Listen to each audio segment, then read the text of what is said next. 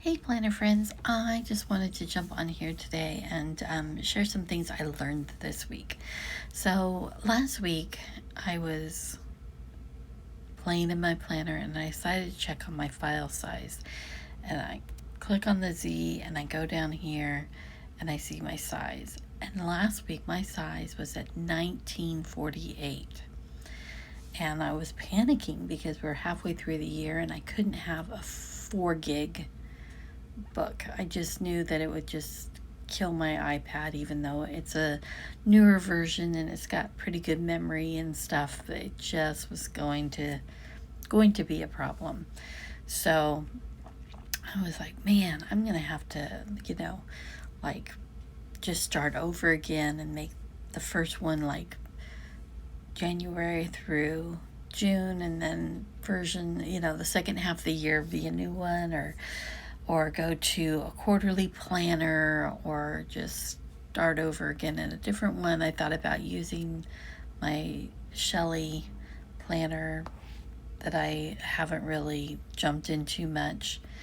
So anyway, I was playing around with a couple of different ideas. I went to the unofficial ZoomNotes group on Facebook. I'm like, guys, what do I do? And several of the really top folks in there who are so good with sharing advice and tips and tricks all said that they have gone to just doing monthly planners in order to not have to worry about this. And I think maybe that might be something I do in the new year, but I really wanted to finish this one out. But here is the most hilarious thing. So I knew that there were some compression things and stuff like that, but I could not find them anywhere. And so I'm like looking at this, but I had it on basic. And so I'm looking at everything. I'm like, okay, but under image, all I've got is this. If I click on an image, all I've got are these basic things. None of them like change the file size. And I was just really frustrated. I'm like, is it in the setup, and in that those menus that you only really use when you're first getting started? I was just like, I know I've seen it before, but I could not find it. And that's because I didn't have it on all. So that was super annoying. So there we go. Oops. I did something to my poor little guy. Okay. Once I had it on all, then all these other functions. So reduce image resolution is there. So you could go through, and especially on things that are big scenes and stuff, you can reduce the image. But here's what I did. I did this create background image.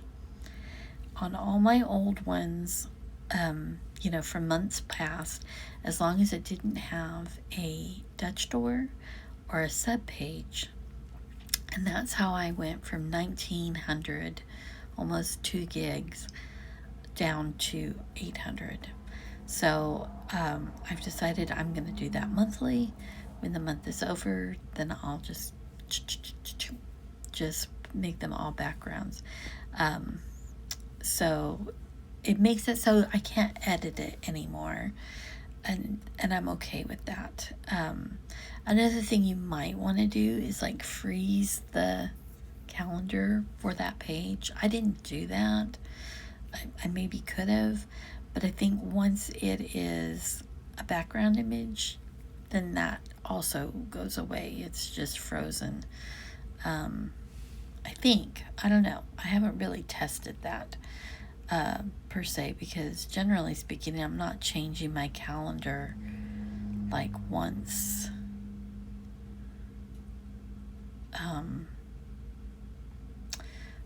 Once the month is up. So I did on these. I went through and I made some things a bit smaller, but see, I can't select stuff now.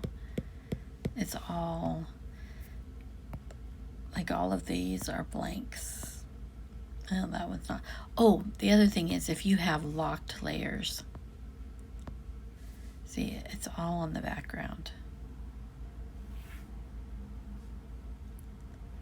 So, oh, I guess the calendar stuff is still, yeah, so the calendar stuff is still there. So you might want to freeze the calendar just so that it doesn't get changed, the sizing and stuff. This is kind of a mess through here. So I may go through and let's see, if I do page info and I do, oh, see, I do have it frozen. So the nice part is when you have it frozen, then it doesn't affect the other pages. And then you can edit this, and I can these down just a little smaller. There we go.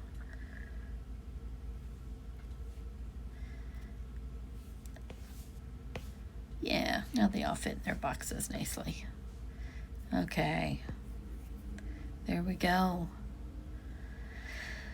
So that gives you some ideas and thoughts and things to play with, especially if you're noticing your pages are turning slow or what have you.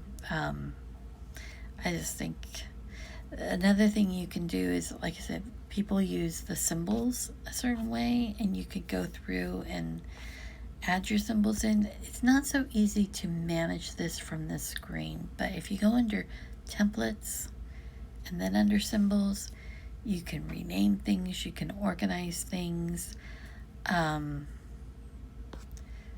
Yeah, and this is, and you can under,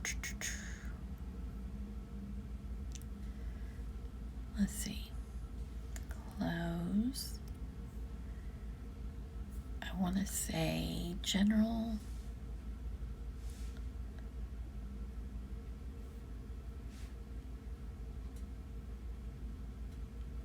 I don't think it's planner configuration.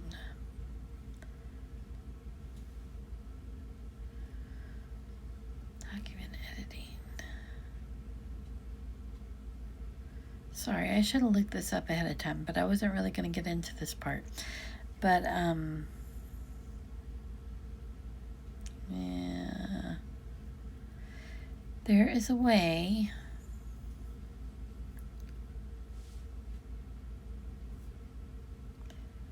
to tell it that anything that you bring into symbols is going to be limited in its size.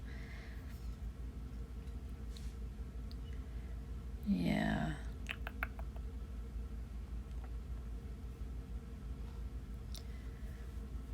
I'm just not seeing it. Status bars.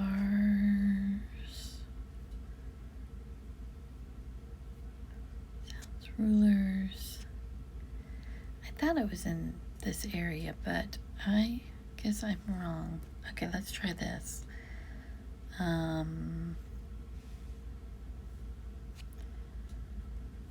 Templates.